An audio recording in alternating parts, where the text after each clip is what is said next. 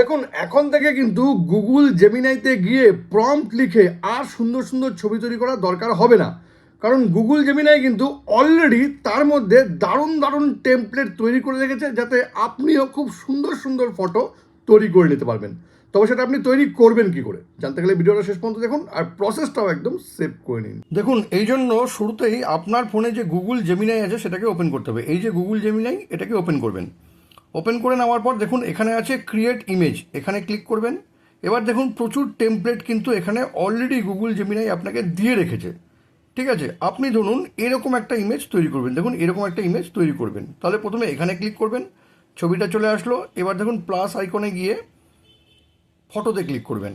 এইবার আপনি নিজের একটা এখানে ফটো দিয়ে দেবেন। ঠিক আছে, এখানে আমি একটা ফটো খুঁজে নিচ্ছি।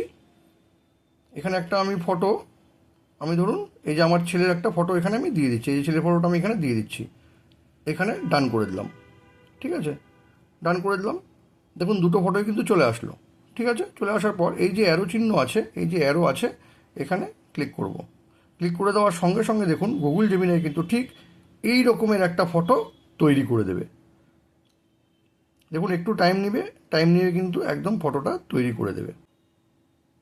দেখুন একদম কিন্তু এরকম টেমপ্লেটের একটা ফটো তৈরি করে দিল। এইভাবেই কিন্তু আপনি টেমপ্লেট অনুযায়ী আপনার ফটো তৈরি করে নিতে পারবেন। এই দারুণ ইনফরমেশনটা যদি কখনো আপনার কাজে লেগে থাকে তবে কিন্তু এটাকে অবশ্যই শেয়ার করবেন।